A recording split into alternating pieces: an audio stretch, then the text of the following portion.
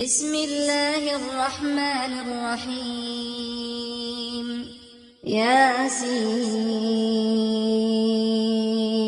والقرآن الحكيم إنك لمن المرسلين على صراط مستقيم تنزيل العزيز الرحيم لتنذر قوما ما أنذر آباؤهم فهم غافلون لقد حق القول على أكثرهم فهم لا يؤمنون إنا جعلنا في أعناقهم أغلالا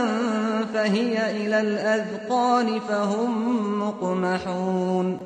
وجعلنا من بين أيديهم سدا ومن خلفهم سدا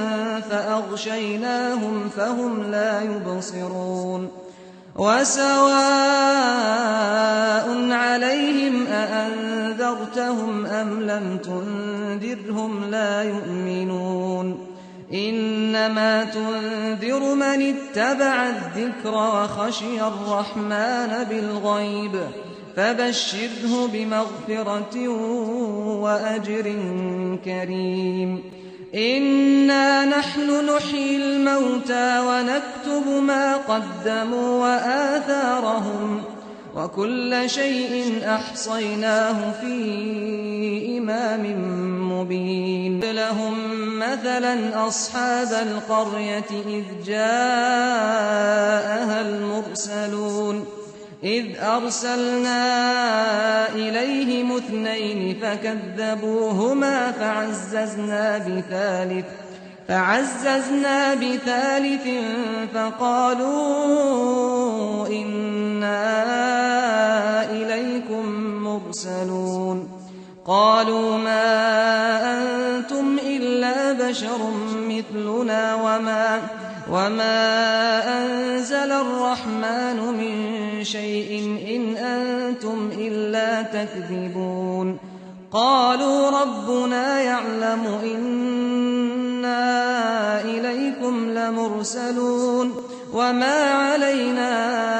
إلا البلاغ المبين قالوا إنا تطيرنا بكم لئن لم تنتهوا لنرجمنكم وليمسنكم منا عذاب أليم قالوا طائركم معكم أئن ذكرتم بل أنتم قوم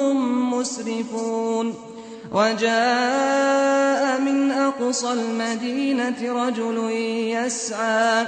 قال يا قوم اتبعوا المرسلين اتبعوا من لا يسألكم أجرا وهم مهتدون وما لي لا أعبد الذي فطرني وإليه ترجعون أأتخذ من دونه آلهة إن يردني الرحمن بضر لا تغن عني شفاعتهم شيئا ولا ينقذون إني إذا لفي ضلال مبين إني آمنت بربكم فاسمعون قيل ادخل الجنة قال يا ليت قومي يعلمون بما غفر لي ربي وجعلني من المكرمين وما